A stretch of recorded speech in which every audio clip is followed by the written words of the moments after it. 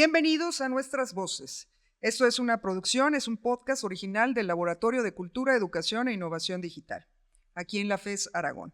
Este es un espacio para informar, dialogar temas diversos que abordan la cultura, la educación y la innovación digital.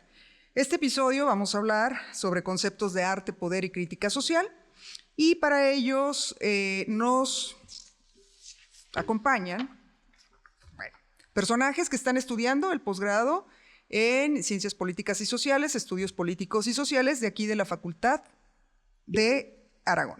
Para eso nos acompañan Montserrat Ramos, activista, antirracista y antipatriarcal, o sea, temas bastante intensos, fundadora de Basta Racismo MX. Bienvenida, Monse. Nos acompaña también Julio Vargas López, etnomúsico y profesor de música. Bienvenido. Nos acompaña también Eros Rosas, que es sociólogo. Bienvenido, Eros. Y especialista en cultura, me parece. Michelle, comunicóloga, guitarrista. No sé cómo se pronuncia, from the Betrayal, o no sé. Ok. Además, actualmente, pues como ya lo comenté, son estudiantes del posgrado aquí en la Facultad de Estudios Superiores Aragón. Bienvenidos todos, hagamos de esto que sea un placer comentar y abordar estos temas. ¿Cómo están? Pues muy bien, muy contenta de estar aquí, por supuesto, y también pues iniciando la semana con todo después de un buen evento que tuve el domingo con mi banda, entonces pues bastante buena vibra aquí. Gracias por la invitación, doctora, un gusto compartir con mis compañeros, Monse, Eros, Julio, un gusto estar compartiendo esta charla con ustedes.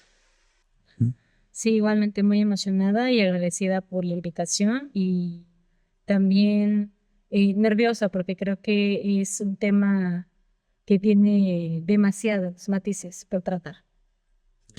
Pues muchísimas gracias también por la invitación, pues yo también estoy a la par de mis compañeros emocionado.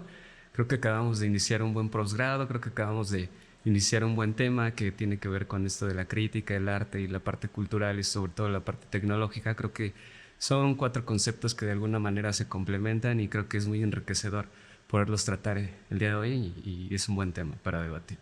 Sí, igualmente me sumo a mis compañeros, colegas de mesa. Estoy muy emocionado de poder participar y tratar estos temas aquí de la mano de todos ustedes y compartir sus conocimientos, sus experiencias y esperando que para el público pues sea algo enriquecedor.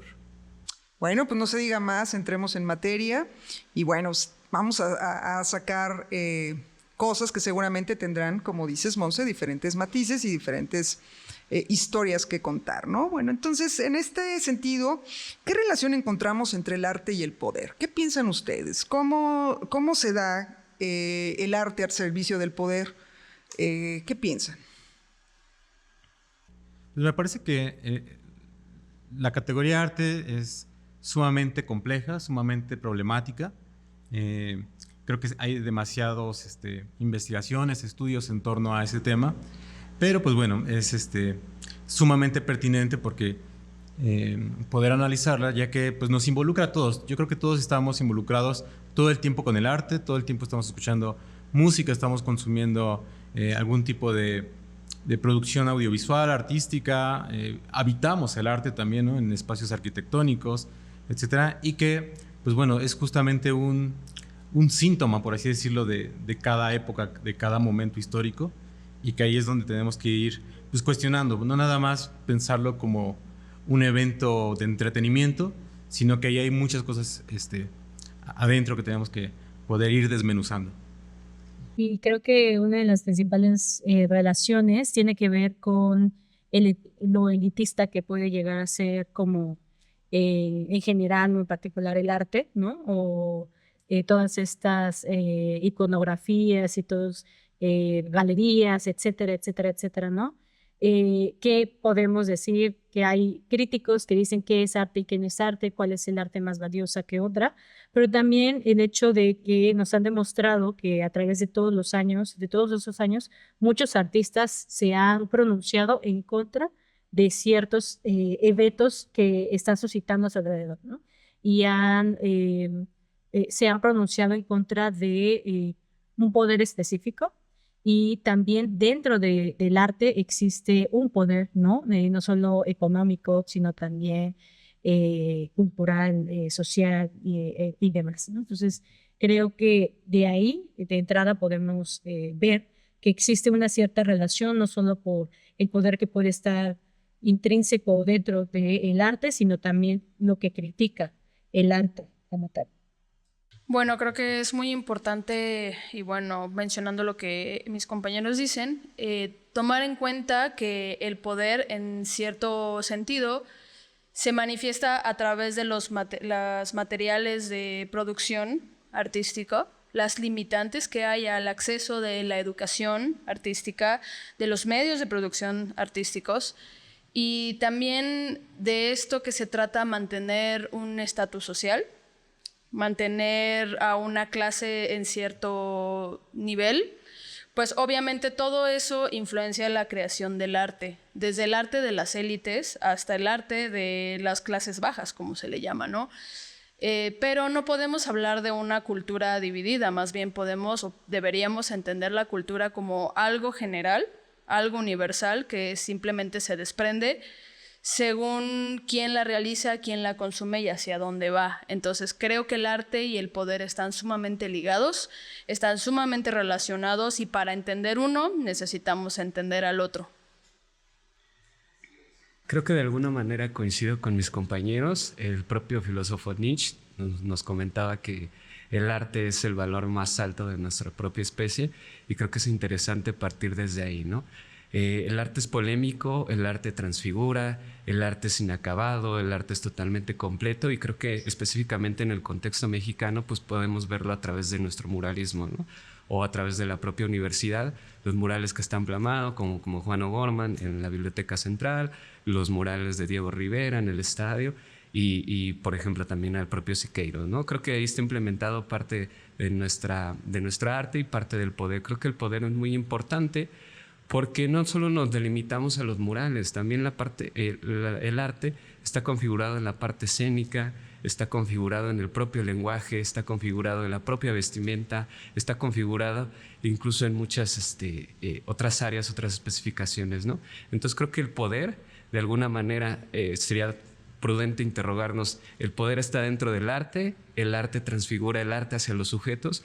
¿O nosotros nos configuramos a través de ese poder y a través de ese arte? Creo que también ahí queda parte de nuestro imaginario social, ahí queda parte de nuestra crítica, de nuestra postura como sujetos y creo que es importante revitalizar también en conjunto el arte y el poder de esta forma. Sí, aquí me gustaría añadir que, pues bueno, estamos hablando del arte como categoría y no hay que perder de vista su historia, su genealogía, ¿no?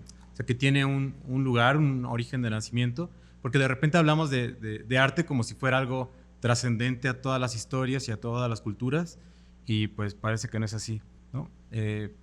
Disciplinas como la misma antropología nos han ido demostrando que pues ciertos grupos sociales o culturales ni siquiera comparten esta categoría, ¿no? No ven a los fenómenos, en este caso musicales o sonoros, ni siquiera les llaman música, no ocupan el mismo sistema de sonidos que ocupamos en Occidente, etcétera. Entonces, bueno, y con lo mismo pasa con las otras disciplinas, ¿no? Entonces, en la cuestión de esta historia de la categoría arte, cómo se ha ido construyendo, pues tiene que ver con un pasado evidentemente occidental, ¿no? Que es el que se ha ido permeando a través de las instituciones de nuestra cultura occidental, ¿no? Y que ha estado pues enseñándose y constantemente legitimándose a través de esas instituciones, y pues bueno, ahí es donde también hay que considerar con esas dimensiones. Ok, entonces, ¿qué sería el arte al servicio del poder? O sea, ¿cómo utiliza el poder el arte? Ya Débora nos habló un poquito de esto, pero los demás, ¿qué piensan? ¿Cómo la estructura social va realmente como matizando estos esquemas? Y bueno, el dicho máximo, yo creo que entre los mexicanos, es al pueblo pan y circo, ¿no?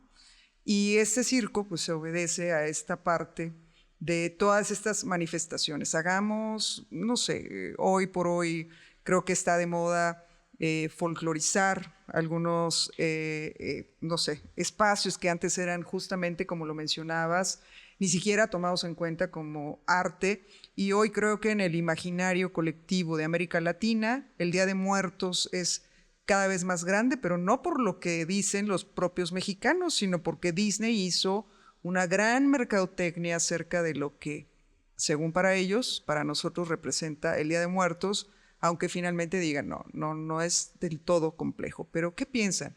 Y finalmente estamos hablando de poderes económicos que influyen dentro de un imaginario social que ahora los niños no imaginan el Día de Muertos como lo teníamos como socialmente aceptado, sino como lo dicta una compañía que pues hizo lo propio para que esta representación ahora fuera vista de otra manera, ¿no?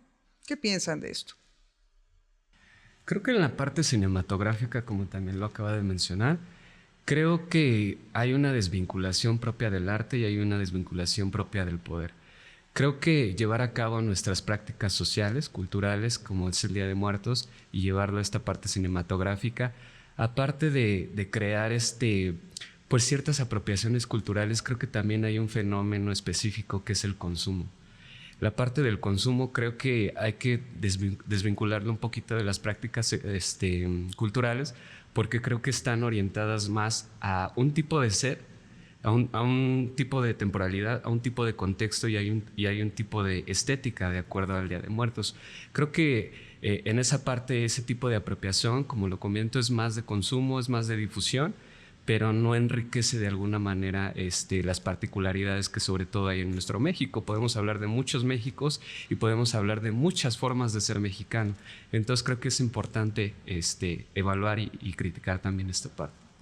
Pues creo que mi compañero mencionó una palabra clave que tiene que ver con el consumismo y creo que justo el capitalismo ha sabido cómo lucrar con el arte, con la cultura, ¿no? Y con todo lo social, con todo el contexto social y aprovecharse de ello, ¿no? Porque una cosa es que el arte quizás está criticando un sistema muchas veces, ¿no? Criticando un sistema específico de poder o un sistema de dominación y han sabido, y el capitalismo muy bien ha sabido cómo aprovechar todos estos fenómenos sociales y poder lucrar con ellos, porque al final el capitalismo mundial y el mercado mucho menos, ¿no? Entonces, por eso es que eh, el arte sí ha servido como pues pues sí, ha estado como muy vinculado con el estrato económico, con estratos específicos socialmente.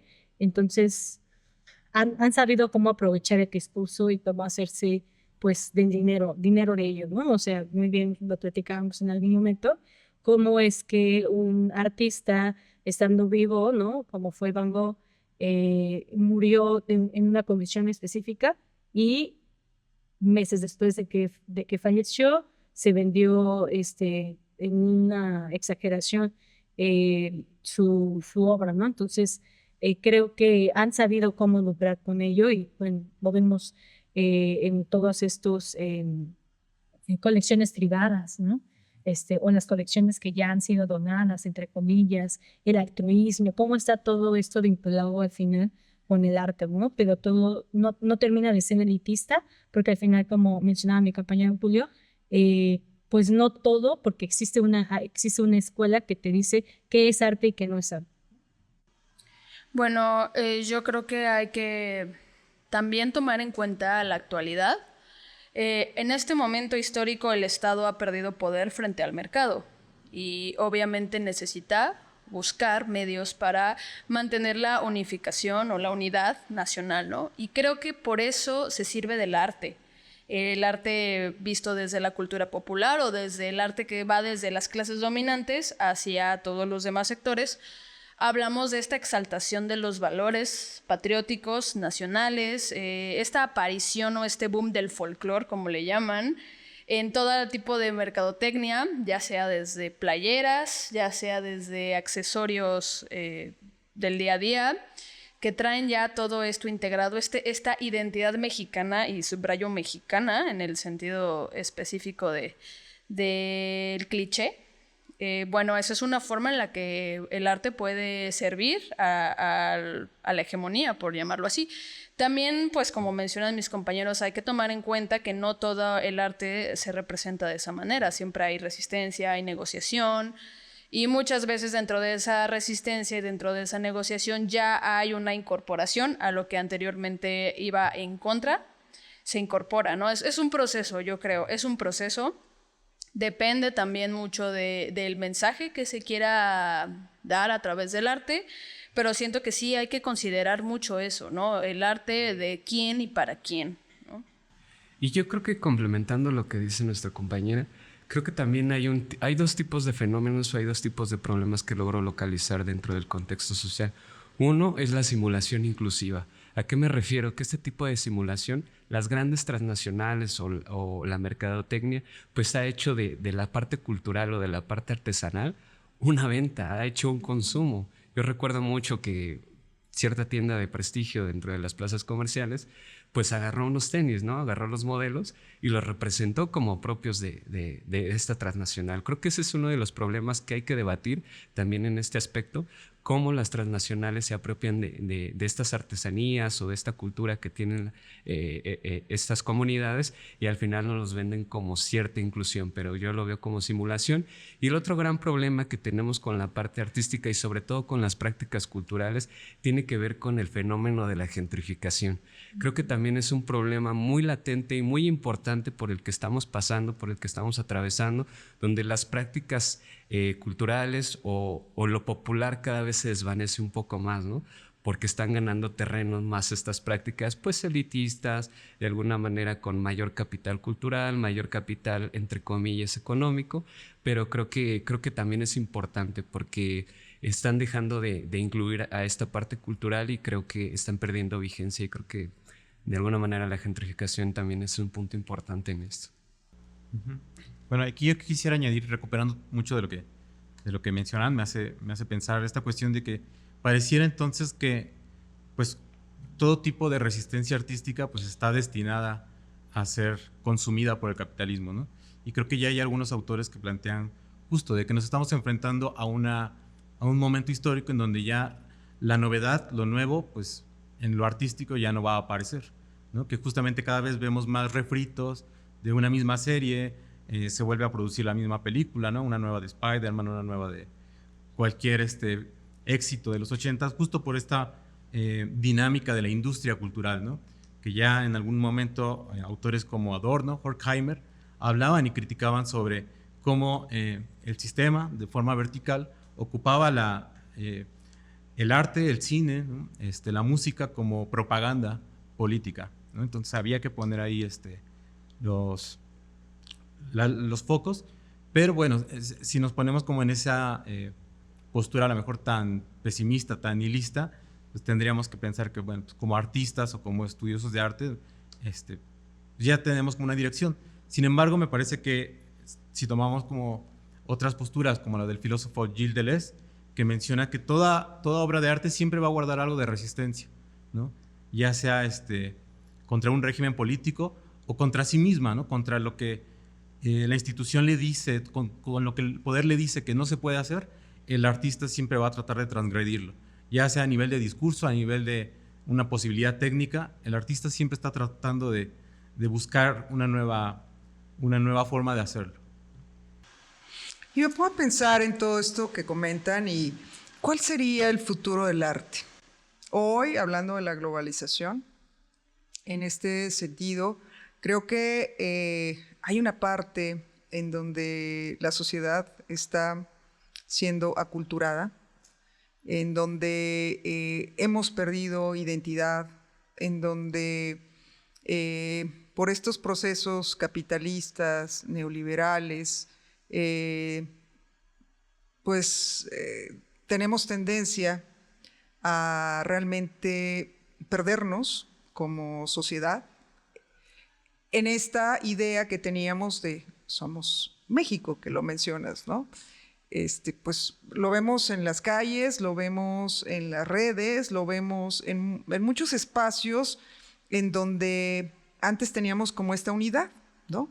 ¿Qué pasa en el sentido de la globalización con esta identidad? ¿Cómo hacer crítica social de lo que está pasando a través de las redes cuando finalmente la simulación está presente en todos estos espacios y sin embargo lo tomamos como algo verdadero, no como algo que entendemos que es una simulación de lo que quiero que vean de mí, ¿no? Pero que en realidad no existe? O sea, es como nos ven los otros y lo que yo quiero construir acerca de mí para los otros, aunque no sea así. Pero a la vez existe cada vez un individualismo propio de estos espacios virtuales. ¿Y cómo desarrollar esta crítica social en esta nueva forma de plantear una vida, no sé, feliz, ¿no? Para mí. Pues creo que nos encontramos ante ante como un romper con mucho del estilo de vida que hasta el momento hemos atravesado, porque creo que si bien hemos tenido la oportunidad, al menos todos nosotros, de transitar con las redes sociales, con esta modernidad acelerada y líquida, ¿no? Que menciona Bauman, si bien hemos tenido como esta oportunidad de estar inmersos en la transición, no estamos, creo, como sociedad aún, al menos algunas generaciones como de los 90 para arriba, tan conscientes de todo lo que va a suceder y cómo podemos encontrar espacios de tranquilidad y sanidad y demás. Entonces, creo que de nosotros depende y también de todos estos sectores buscar cómo ir surfeando a la par de que todos estos movimientos están surgiendo, ¿no? Y creo que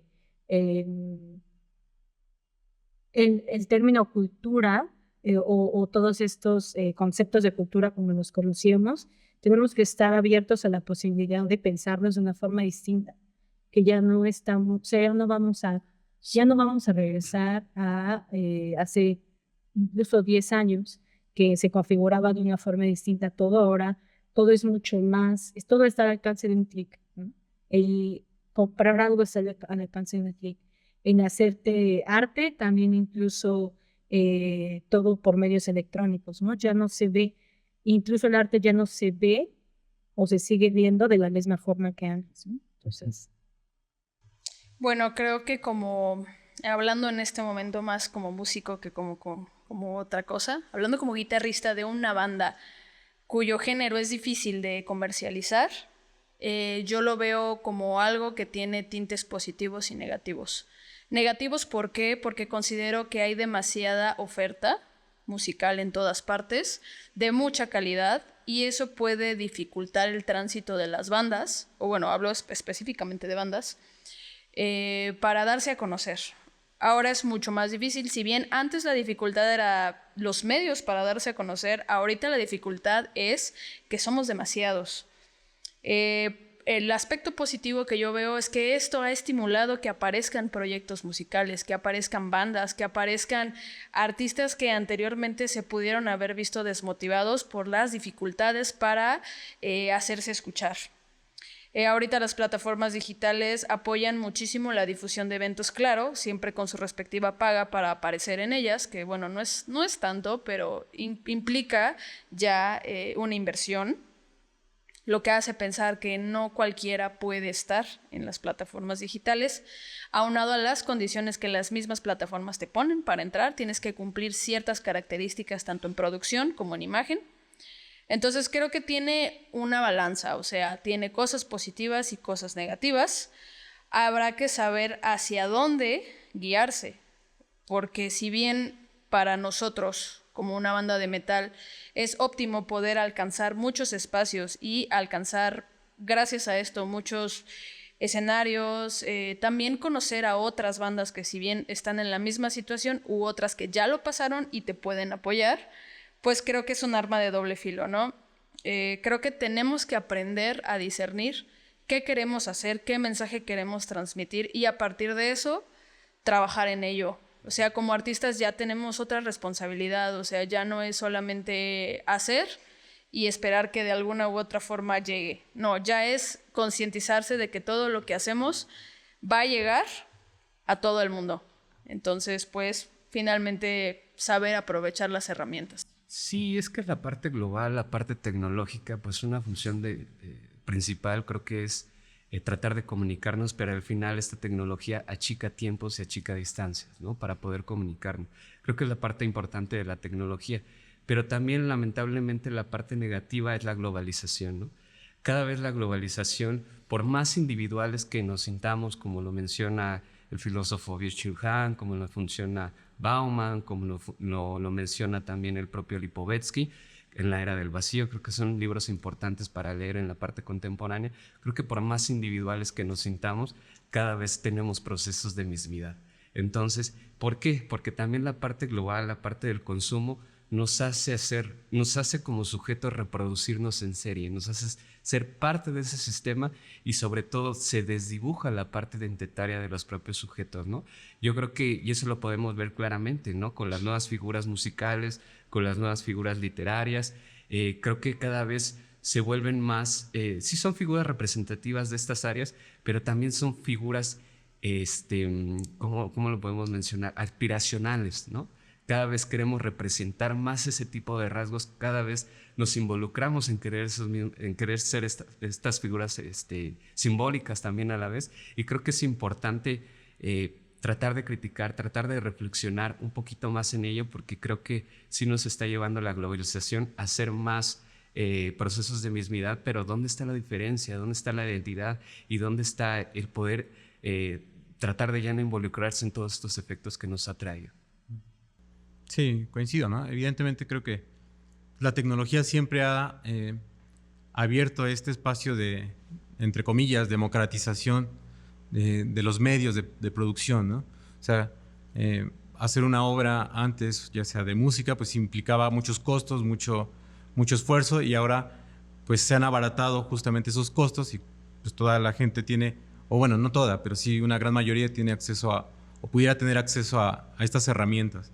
Sin embargo, como dicen también mis compañeros, pues eso nos pone ahí como en una cuestión crítica, ¿no? Porque pues seguimos reproduciendo este deseo aspiracionista de querer tener el éxito, ¿no? Ser una estrella mundial o tener el éxito económico, que así se mide actualmente, ¿no? En esta sociedad.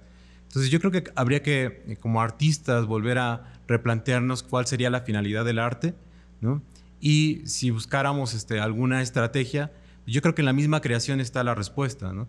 Buscar o crear espacios, crear dinámicas alternativas, crear redes tanto digitales, que no podemos escapar de ellas, pero también redes en el mundo físico-material, donde entre mismos artistas detonemos o propongamos nuevas dinámicas de presentaciones, de compartir ideas, de debatir sobre nuestras prácticas. Creo que eso es algo que no pasa, ¿no? Que de repente el artista es como muy egoísta o solamente voltea a sí mismo y pocas veces colabora con otros artistas. Entonces, en la medida que hagamos como este diálogo con otros, podemos abrir y crear pues alternativas. Bueno, y pensando que finalmente en esta parte global creo que hay una extracción, un extractivismo cultural que tiene que ver con estos espacios inmersivos y estos espacios globales en donde, ¿y cómo es hoy la crítica social en estos espacios? ¿Qué piensan? ¿Cómo se da esta crítica social en el arte, en estos espacios en donde, bueno, pues finalmente en algún momento lo dijo Joan Fontcuberta, ¿no? Ya no hagamos nada, demos crítica a lo que ya se ha producido. Evidentemente no se va a dar, es un monstruo, una bola de nieve que ya no se puede parar, ¿no? Sin embargo, ¿cómo piensan o cómo creen que hoy pueda ser la crítica social en el arte. Tenemos hiperabundancia de información, más no de conocimiento. Sin embargo, ¿cómo podríamos hacer esta crítica? Bueno, primeramente, yo considero que la apertura de espacios alternativos favorece mucho los mensajes, pues, contrarios, por decirlo así. ¿Por qué? Porque no son espacios que no están apegados a ninguna industria. Son espacios que no le deben nada a nadie, por decirlo así. Hace tiempo hubo uno cerca del Metro Rosario, se llamaba Foro Mary Jane, me parece que justamente la alcaldía lo cerró, desconozco los motivos, pero ahí había mucho espacio para bandas llamadas disidentes. O sea, de cualquier género musical, no importaba si fuera metal, rap, hip hop, reggaetón, etcétera. Y esa clase de lugares se convierten en espacios accesibles para todos los que quieren dar un mensaje, los que quieren darse a conocer y que no están o no pueden o no quieren, por múltiples razones, sujetarse a lineamientos de espacios mucho más cerrados o mucho más apegados como a ciertas condiciones para difusión, ¿no? Creo que eso es un punto muy importante que está surgiendo ahora, estos espacios. Hay muchos, por lo menos aquí en la ciudad, hay muchos que a lo mejor no son tan conocidos, pero entre las personas que se mueven en ese sector, pues evidentemente sí lo son. Creo que esa es una de las funciones de estos lugares, acercar a estas comunidades, y es una de las razones a través de las cuales podemos efectuar crítica social a través del arte.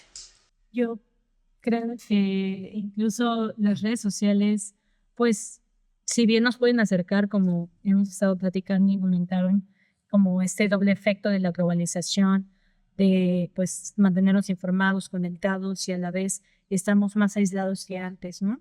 Y pues el algoritmo mismo muchas veces no permite que mucha de la información que tú compartes esté, ¿no? En algún momento yo compartí un mensaje de Feliz Día de las Madres, como con una crítica importante acerca de que feliz día a las madres que perdieron a sus hijos, etcétera, etcétera, ¿no?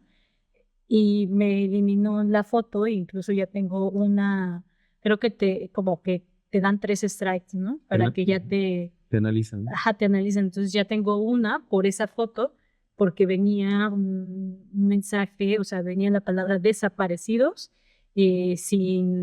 ahora, ahora en vez de la A ponen 4, ¿no? Para que el algoritmo no lo detecte y no detecte esas palabras, ¿no? Entonces, incluso ahora estoy pensando que si bien existen esos espacios y es difícil mantenerlos, incluso en las redes sociales, por más que quieras hacer una denuncia o por más que quieras participar en una protesta virtual, ¿no? Que se dio mucho a partir de la pandemia, es complicado. O sea, porque al final hay una persona ahora, o sea, el dueño de Facebook, de todas estas plataformas, es quien indica que está bien subir a su plataforma y que no está bien, ¿no? Y también sabemos que este tipo de plataformas nos dan mucho más visibilidad, pero también no podemos ser libres de compartir lo que queramos compartir, porque tenemos que ser muy cuidadosas y cuidadosos, ¿no? Incluso subiendo un video a YouTube o en general son como, estamos al mismo tiempo de que estamos como ganando visibilidad en todas estas plataformas, no las tenemos libremente. O sea, seguimos esta libertad falsa que nos han dicho está censurada, ¿no? Hay mucha censura en redes sociales. Si bien antes había censura en todos estos medios de comunicación, ahora la estamos viviendo con esto de que necesitamos ser cuidadosos con los mensajes que queremos compartir, con las fotos que queremos compartir, con los videos, porque ya todo se puede censurar fácilmente, incluso puedes perder tu cuenta, ¿no? Y quizás yo lo veía con una compañera activista del movimiento LGBTQ+, que me decía, es que yo perdí mi cuenta y yo ya tenía 45,000 seguidores, ¿no?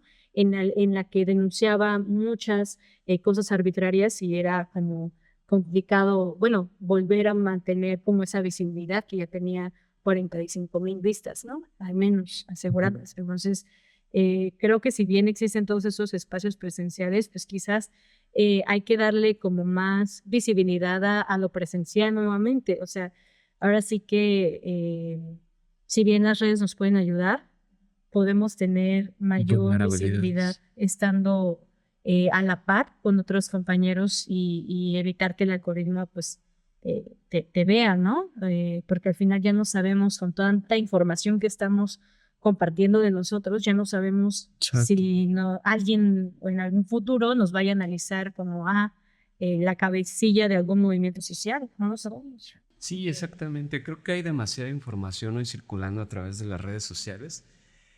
Creo que estamos en una de las etapas donde hay mayor información y la sociedad cada vez sabe más, pero el problema es que cada vez nos confunden más. Creo que eso es un problema acerca de esta parte informativa, y creo que a diferencia de estos campos, de la música, de la parte del activismo, creo que dos elementos importantes para configurar la crítica social contemporánea tiene que ver con dos conceptos. El primero es la resignificación. Cada vez resignificamos más nuestro lenguaje, cada vez resignificamos más nuestra forma de ser, y creo que es importante. Creo que es una crítica quizás no muy consciente, pero que la estamos llevando a cabo. Y creo que otra parte importante es el concepto de Derrida, que es la propia deconstrucción. Creo que también es importante configurar ese elemento, porque nos permite dar otro panorama o darle otra vuelta a lo prefijado, a lo que está dado, porque ya aparentemente hoy no nos gusta lo fijo. Cada vez revolucionamos, cada vez cambiamos instantáneamente, cada vez vamos más acelerados y cada vez tenemos otro tipo de circunstancias. Y creo que, como lo menciono en la parte cultural, pues ahí lo tenemos, ¿no? Ya se viene en Día de la Raza, el supuesto Día de la Raza, ¿no? En 1492, toda esta parte histórica. Creo que hay que reconfigurarlo, ¿no? Ya no es el Día de la Raza, es la parte de la invasión, ¿no? De nuestras propias tierras latinoamericanas. Entonces creo que esa es una parte importante que hay que empezar a derribar, hay que empezar a deconstruir, porque nos permite evolucionar, ¿no? O no sé, podríamos poner en la mesa el debate: ¿evolucionamos socialmente o críticamente, o estamos involucionando críticamente? Entonces creo que también se pondría en la mesa de debate esa parte. Bueno, ¿qué piensan ustedes? ¿Cómo puede ser el arte justo un agente de transformación social actualmente? Pues yo creo que siempre lo es, o sea, siempre lo ha sido, o sea, siempre retomando lo que había comentado hace un poco, ¿no? Siempre hay, como artista siempre vas a buscar esa resistencia ante lo establecido, ante el poder, ¿no?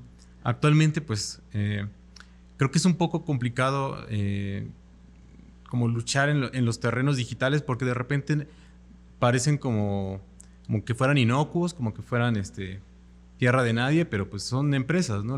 Donde estamos parados, que tienen su propia ideología, su propia agenda, y como bien dice mis compañeros, pues hay muchas veces el acto de censura, ¿no?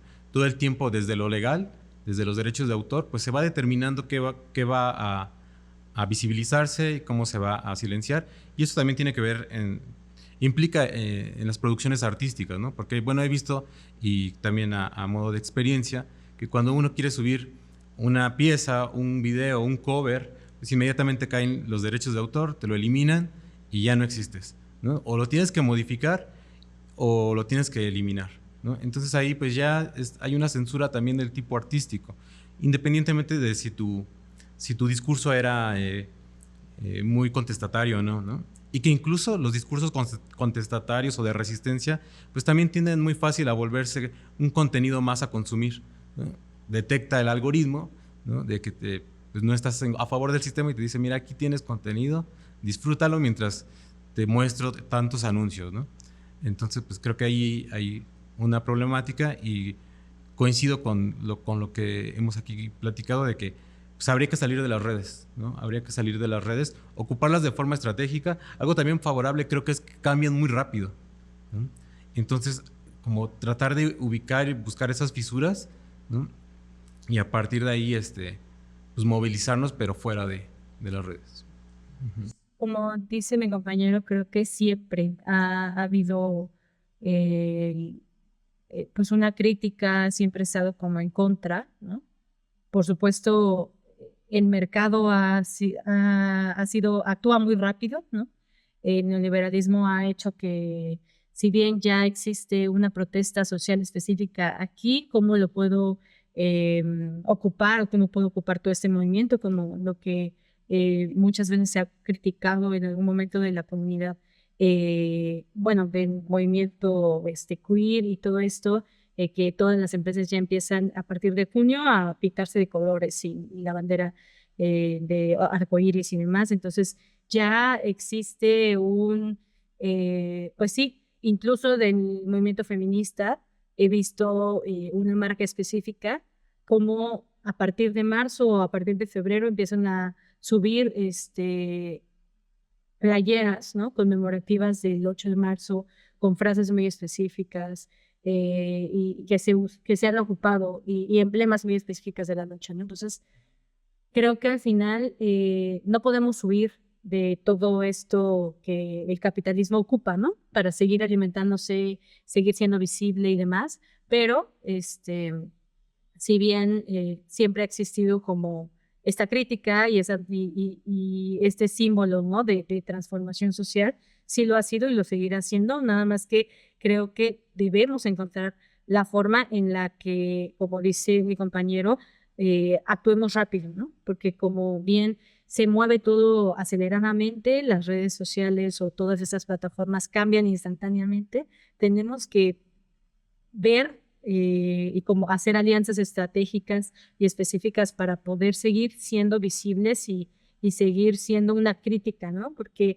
yo me lo imagino así, no sé si es como esto muy surrealista o parte de Black Mirror o así, pero me lo imagino como una situación de que en un momento estás haciendo una crítica social específica, a algún montaje escénico específico en contra de que está criticando todo esto de la modernidad líquida y pasado mañana ya lo hacen en una película, ¿no?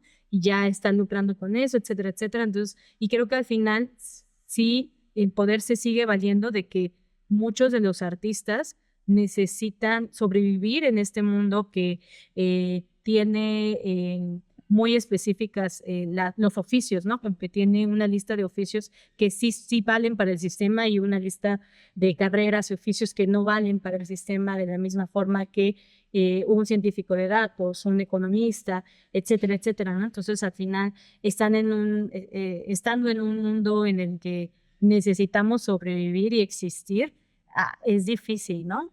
Ir contracorriente y por eso han salido tantos fondos de educación al arte y demás y que al final pues necesitas sumarte, ¿no? Saber surfear la ola sin dejar de lado tus ideales, ¿no? Entonces creo que tratar de hacer estas alianzas estratégicas y yo creo que las redes, no solo las redes sociales, ¿no? Como las conocemos, sino realmente volver a crear estas redes que el capitalismo, la globalización, el neoliberalismo ha roto, ¿no? Culturalmente y socialmente hablando, volver a crear estas redes y alianzas que creo que hemos perdido con todo esto de la conexión virtual. Bueno, creo que Montse dijo algo muy importante, dijo una palabra muy importante que es sumarse. El arte sigue siendo contestatario, no todo, pero sigue siéndolo. Creo que el factor o el punto clave es que no solo es consumir, o sea, hay arte que es consumible, evidentemente, como muchos de ustedes mencionan y hablan de los algoritmos. Sí, a mí me encanta cuando los algoritmos me ponen música, porque muchas veces encuentra cosas que ni siquiera yo conocía y me encantan, pero he notado que el algoritmo casi siempre te posiciona bandas que ya están en cierta categoría. Entonces, ¿a qué me refiero con sumarse? Es justo abrir la ventana, hablo metafóricamente, abrir la ventana y buscar en los lugares que no cubre este algoritmo. O sea, yo sé que casi siempre, o hablamos en este momento de que casi siempre la hegemonía absorbe las propuestas artísticas, pero hay muchas que logran, al ser absorbidas, logran hacer cambios en su momento, ¿no?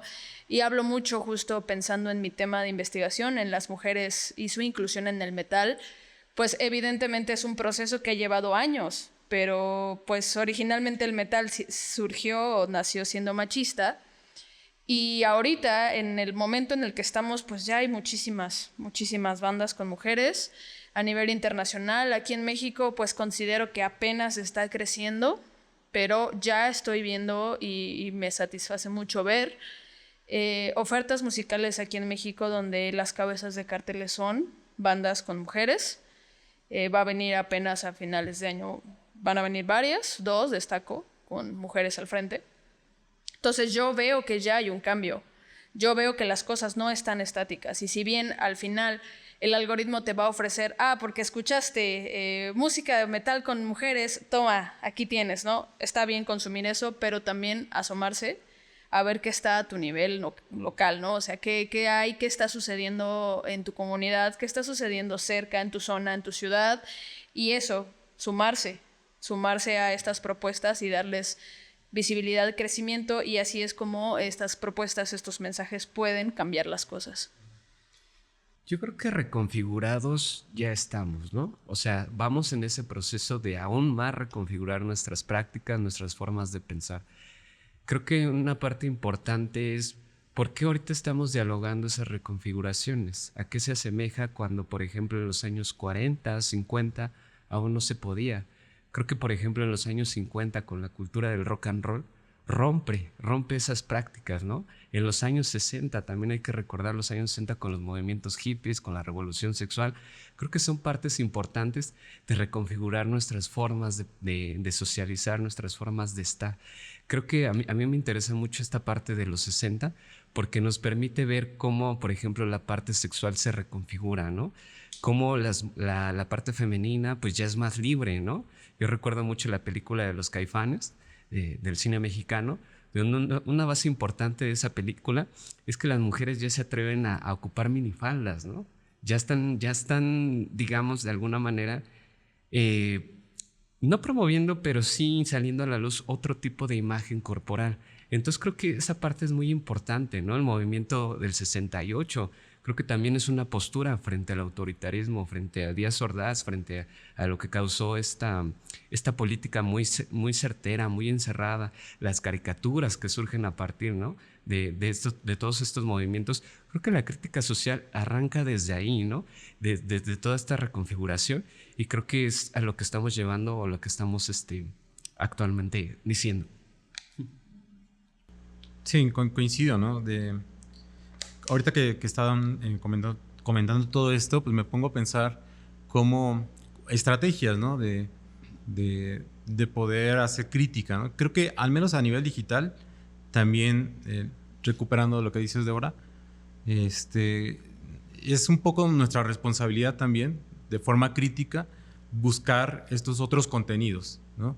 Porque pues también existen los monopolios a nivel de plataformas, ¿no? Nuestras formas de consumo, si queremos escuchar música, casi siempre vamos a Spotify o a YouTube, ¿no? Entonces ya están estos grandes monopolios que nos muestran sus intereses, ¿no? Pero yo me acuerdo antes que cuando quería escuchar música, pues tenía que entrar a foros, ¿no? A foros, ¿no? Y justo interactuar con gente, a lo mejor sí de forma digital, a través de una ventana, ¿no? Pero era conocer a alguien, irte involucrando, irte haciendo algún tipo de amistad, ¿no? Y empezar a compartirte material, ¿no? Y empezabas a conectarte con gente de otras latitudes, pero era un trato directo. Ahora eso no pasa, ¿no? Simplemente buscas el álbum que quieres, la pista que quieres, le das clic. Ya no necesitas interactuar con nadie.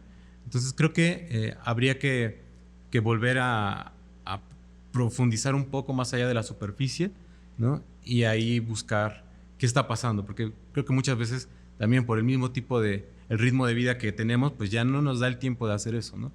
Pero pues no está de más como una estrategia para buscar alternativas. Y creo que también en ese aspecto, creo que las estéticas corporales han cambiado, ¿no? De alguna manera lo podemos ver en la fotografía, ¿no? De alguna manera la fotografía anteriormente pues era más real, era más natural de alguna manera, y hoy a través de la telefonía celular, a través de todos estos aparatos cada vez más tecnológicos, pues creo que hay un punto importante, ¿no? Ya a nadie se le permite ser hasta, ponémoslo así, también habrá que debatirlo, pero ya a nadie se le permite ser feo, ¿no? Entonces, de alguna manera, la estética visual también cambia, ¿no? Pero también, a su vez, hay una crítica social. Cada vez la parte feminista, cada vez la parte, pues también de los hombres, pues dicen, vamos a incorporar nuevo color de piel, ¿no? o nuevas partes de la figura del cuerpo, ¿no? No por ser gordito, no por ser flaco, no por ser alto, no por ser chaparro, no puedo pertenecer a ustedes, ¿no? También soy inclusivo. Entonces creo que también es contestatario, también es disruptiva esta parte, ¿no? De observar cómo las capacidades corporales pues también se han visto modificadas, pero retornamos a eso, ¿no? De decir, pues yo soy el distinto, yo soy diferente, ¿y por qué no puedo ser incluido, ¿no? ¿Por qué no puedo ser parte de ustedes? Creo que también esa parte es muy importante. Y que se ha creado un nuevo lenguaje. Hablando de las redes, me parece que los memes no los hemos puesto en la mesa, pero que representan una crítica y una sátira social, algo impresionante, es muy divertido de construirlos, porque evidentemente tienen una parte atemporal, ¿no? Dentro de ellos mismos, y hay versión 2.0, 3.0, creo que del propio meme, ¿no? Entonces, esa parte que se ha reconstruido, pues me parece muy interesante, que son nuevas formas, o sea, simplemente el nombre meme, habría que ver cuál es su genealogía, ¿no? Porque antes, los cómics a lo mejor representaban algo, pero no es un cómic, solo es una imagen aislada, pero dice mucho, pero representa. Y me parece que todas estas nuevas formas en esta innovación de construir nuevos espacios para la reflexión, para la crítica y para todo, creo que la gente está menos interesada en la crítica, me parece, que en la representación. Y eso es otra cosa, ¿no? O sea, hoy nos interesa más representarnos que hacer una crítica sobre esa representación. Pues ese es el mundo líquido, ¿no? En el cual hoy, aunque no nos guste, justo estamos inmersos, ¿no? Y bueno, hay preguntas que a mí me gustaría que ustedes contestaran, que nos pregunta el público y que dice, bueno, hoy en día la inteligencia artificial puede generar imágenes y canciones. ¿Cuál es, desde su postura, acerca de ello en relación al arte? Pues creo que hay que ocupar la inteligencia artificial de una manera más responsable, de una forma más ética, porque hoy todos somos capaces de crear una imagen y trasladarla y mencionarla como arte. Entonces, habrá que reconfigurar también esas partes de decir, pues, ¿qué es arte? ¿Podemos a través de esta tecnología crear arte? ¿Qué elementos nos dan postura para posicionarnos en esta parte? Creo que hay que manejarla con cierta pausalidad, con cierto margen de responsabilidad, porque la inteligencia artificial creo que es un armamento, una herramienta muy funcional para todo tipo de prácticas de nuestra vida cotidiana, pero creo que hay que saberla manejar, ¿no? Porque pues sí, hay tantos elementos tecnológicos que nos permiten hacer muchísimas obras de arte, pero realmente es un arte, quizá pareciera muy crítico de mi parte, pero es un arte muy superficializado, ¿no? La técnica es distinta, lo que plasmas es distinto, entonces creo que es una parte importante y muy polémica a debatir también. Yo considero, y no sé, la verdad es que en temas como de arte, creo que yo puedo dar mi punto de vista desde como observadora, ¿no? Y en algún momento y leyendo, ¿no? Y acudiendo a museos, viene como la descripción de la obra, ¿no? Y puedo pensar, o cuando llegué a ir al representación de Van Gogh Alive, se llama, ¿no? Que la verdad mucho no me gustó, pero dije yo quiero quiero ir a verlo y demás. Saber por qué momento específico, emocionalmente y mentalmente hablando, estaba pasando el artista, fue para mí como muy contrastante con lo que yo en ese momento también vivía, ¿no? Y decía, wow, es que a mí se me hace muy, pues sí, muy inspirador, como muy fuerte el saber que una emoción específica, o sea, qué emociones o qué giro de emociones, de sentimientos, de pensamientos, melancolía, se puede ver en su arte, ¿no? Y creo que hablando de inteligencia artificial, pues estamos hablando de que quizás se quita este elemento, ¿no? pues sí, del sentimiento con que puedes hacer o demostrar, ¿no? Incluso en una escenografía musical, o incluso la semana pasada que veíamos un pedazo de La La Land, ¿no? Como todas estas emociones que te aflora el ver, pues, esta escena final o bueno, a la mitad de la película, ¿no? Ver como wow, o sea, estos sentimientos que emanan, ¿no? Entonces yo creo que por ahí sí puedo hacer yo como esta diferencia. Y también, como dice mi compañero, hay que ser muy cuidadosos y hay que exista una línea específica y actuar con ética y responsabilidad específica, porque yo opino, si bien yo soy súper fan de la inteligencia artificial y de que tenemos que ir a la par y no quedarnos atrasados, y también pues la inteligencia artificial es una herramienta que podemos ocupar para muchas otras cosas, facilitarnos la vida en muchos sentidos, pero sí pienso en un meme, hablando de memes que estaba en redes sociales y que leí en algún momento que decía, yo quiero que la inteligencia artificial me ayude a lavar los trastes, o sea, como hacerme la vida mucho más sencilla, ¿no? A hacer los quehaceres de la casa, etcétera, etcétera. No que me quite mi trabajo, ¿no? Entonces, porque esta chica que lo compartía es una ilustradora, ¿no? Y me dice, es que yo no quiero que me quite mi trabajo, yo quiero que me facilite la vida y que me deje trabajar o que me deje hacer arte, ¿no?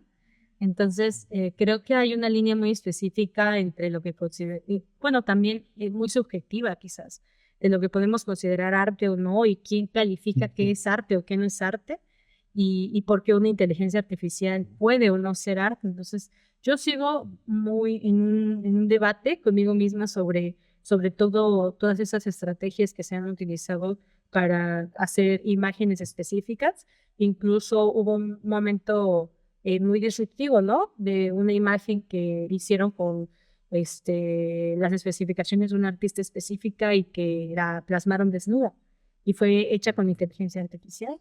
Entonces, ¿a cuántos fenómenos estamos enfrentando hoy en día, no? O sea, eh, y si bien esto fue sin autorización de la artista en ese momento, ¿no? O sea, se pueden utilizar para muchas situaciones, tanto buenas como no tan buenas, depende del ángulo que lo podamos observar, pero yo creo que un elemento específico tiene que ver con la emoción, el sentimiento que puedes como poner en eso, ¿no? Y como una máquina, pues es un algoritmo al final de cuentas que solamente hace lo que tú estás diciendo aquí. Entonces, creo que está complejo. Yo la verdad sí me voy por el lado más de que una inteligencia artificial tiene que seguir siendo una herramienta únicamente para hacernos mucho más sencilla la vida a todos y no quitarnos la posibilidad de armar, ¿no? A lo mejor ser ayudados por la inteligencia artificial para armar algo específico, pero no que lo haga absolutamente todo, ¿no? Y que nos quite como esta oportunidad de seguir plasmando alguna situación, a lo mejor furia, ¿no? Por todo lo que está pasando allá afuera, por las desapariciones forzadas, por muchísimos temas que están ocurriendo en este momento. Es decir, oye, es que yo lo quiero hacer y quizás si tú pones a algún programa, quiero que me plasmes esto, no lo plasma de la misma forma. No lo va a plasmar desde lo que tú estás pensando hacerlo, ¿no? O sea, sí es disruptivo. Sí. Yo creo que hay que ver a la inteligencia artificial como un medio y no como un fin. Creo que tenemos que aprender a usarla. Igual como artistas no nos podemos quedar atrás o no nos podemos quedar en el discurso de decir que no es válido, que es un retraso en el sentido creativo. Tenemos que aprender a valernos de la inteligencia artificial como herramienta, porque nos puede funcionar para muchas cosas, pero bueno, hay que aclarar y hay que hacer la distinción, justo como ya mencionan, que no debe reemplazar el proceso creativo del humano, pues, por decirlo así. O sea, creo que composicionalmente puede ayudar, igual en producción puede abaratar muchos costos al apoyar pues estas maquetas, puede cortar mucho camino, o sea, creo que sí, funciona. Creo que también el mal uso que se le ha dado, justo como mencioné, suplantar identidades, pues eso es algo con lo que hay que tener mucho cuidado. O sea, yo he visto en YouTube que suben videos, por ejemplo, de artistas que ya fallecieron, como cómo sería la versión de tal artista si hubiera estado en tal disco, ¿no? Y a mí me sorprenden mucho los resultados, o sea, me sorprenden. Yo seguía mucho a un baterista que falleció en el 2009, ya tiene mucho tiempo, y dejó un disco a medio producir, al final lo terminaron, pero alguien subió un video de cómo habría sido el siguiente disco o el último disco si esta persona hubiera participado. Entonces me sorprendió mucho porque como este baterista también hacía coros, implementaron como su estilo, estudió la inteligencia artificial, estudió su estilo, cómo hacía remates, cómo hacía esto, el otro, y también copió su voz. Fue sorprendente escuchar el resultado, o sea, realmente si me agarra distraída o si no tuviera conocimiento de que pues esta persona había fallecido, hubiera pensado que a lo mejor se hubiera salido del proyecto o de la banda y hubiera regresado después, ¿no? Entonces, es sorprendente en ese estilo. Creo que nos puede llevar muchos caminos. A mí me pareció muy lindo eso, me pareció algo muy bonito porque me hizo sentir cosas. Es lo real, o sea, me hizo sentir cosas, ¿no? Pero bueno, detrás de eso tuvo que haber alguien que dijera, a ver, ¿cómo es que esta persona, o sea, alguien que ya tenía el conocimiento de que había pasado todo esto? Anteriormente eso se hacía de una forma más manual. ¿Cómo me voy a una forma más manual? Que imitaba su estilo de tocar, imitaba su estilo de cantar y lo grababa, tal cual. ¿Qué pasaría si Green Day toca la canción de no sé qué, metal, ¿no? O al revés, ¿qué tal si Green Day se hace metal, ¿no? Entonces era una persona que hacía los arreglos de la composición, subía los videos y ya. Pero ahora pues ya se puede hacer de otra forma, ¿no? Entonces esto es un buen ejemplo, pero creo que sustituir los procesos artísticos al 100% pues no lo veo viable. Creo que también debe de haber una regulación por ahí. Faltan muchas regulaciones, pues es algo que es relativamente nuevo. Tiene que haber una regulación justo para evitar malos usos. Creo que ya está como el debate en la mesa, ¿no? Entonces creo que hay falta mucho por venir, entonces no podemos solamente poner una postura de decir, no, tenemos que adaptarnos. Yo creo que es inevitable, ¿no? La cuestión de las inteligencias artificiales están llegando y están moldeando los cuerpos, las subjetividades y las percepciones y los valores estéticos de las generaciones, ¿no? Probablemente para nosotros, ¿no? Que llevamos ya algunas décadas aquí viviendo, pues podamos todavía notar o hayamos tenido la experiencia de hacer arte de otras formas, a lo mejor más análogas, ¿no? Y que ahora que nos enfrentamos al paradigma digital, pues podamos notar esas diferencias, ¿no? Pero los que son nativos digitales, los que tienen 10 años y que se están involucrando digitalmente, este es su primer encuentro con el arte, para ellos es lo normal, lo natural, ¿no? Recientemente en mi trabajo de campo, estaba entrevistando a unos chicos que tendrán 15 años y ellos hablaban cómo ya podían distinguir entre diferentes inteligencias artificiales, ¿no? Cómo sonaba cada una de las inteligencias artificiales y cuál les gustaba más. Dice, bueno, es que tal me gusta porque esta tiene el sonido más robótico y esta ya no me gusta, ¿no? Entonces ahí ya hay una cuestión que para mí fue completamente ajena porque pues para mí las dos eran como robóticas, ¿no? Pero ellos ya encontraban su cuerpo, su corporalidad ya había estado pues modificada, ya estaba construida a partir de las mismas tecnologías. Entonces creo que coincido con lo que dicen, hay que verlo como un medio, ¿no? Creo que siempre va a haber una intencionalidad, ¿no?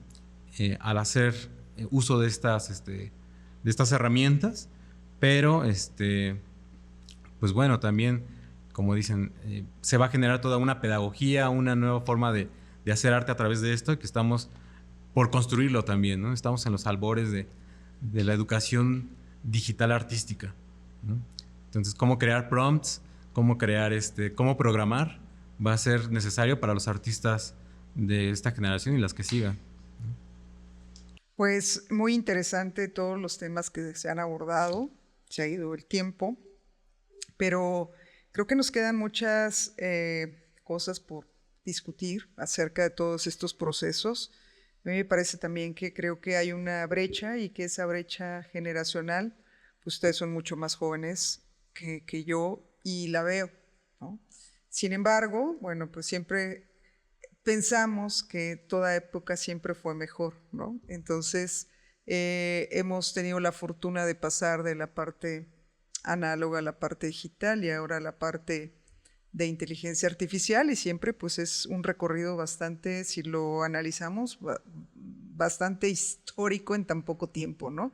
O sea, desde que apareció el internet creo que no había más información registrada, que lo fue 20 siglos, ¿no? Entonces, las formas de consumo creo que cambian, las formas de interpretación, las formas de crítica, las formas de plasmar el arte, inclusive ustedes que, a ver, no estamos tan acordes, pero utilizan esas nuevas formas y que se van a seguir utilizando. Es parte de un sistema en donde no podemos salir de él, aunque queramos. Sí, nos podemos apartar en el momento en que nos sintamos saturados, pero pues para estar presentes tienes que estar dentro de este sistema.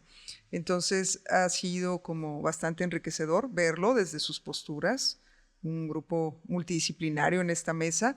No sé si tengan algún comentario final acerca del tema que quisieran expresar. Pues bueno, yo quisiera añadir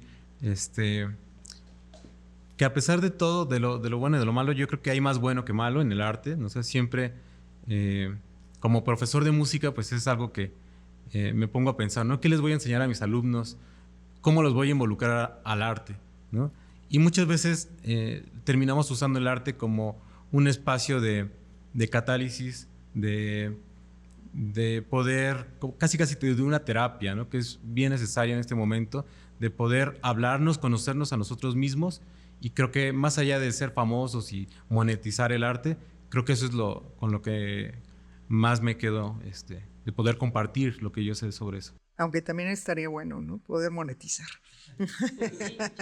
Yo creo que me quedo con algo que se dijo hace un momento, de que más que la crítica social, en ese momento estamos buscando la representación.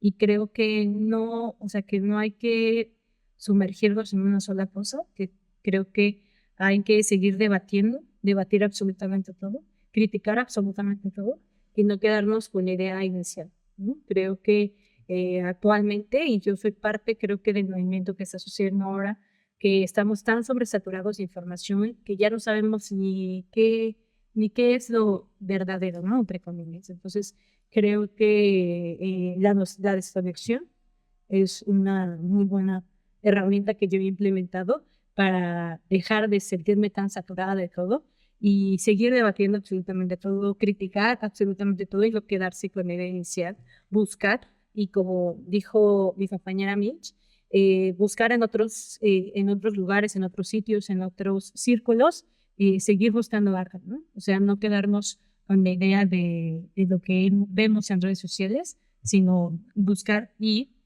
salirnos temporalmente de las pantallas. Bueno, para cerrar, yo pues quisiera quedarme con esto que hablamos de que el arte como forma cultural siempre se va a adaptar a la sociedad que la gesta, a la sociedad, al lugar, al momento.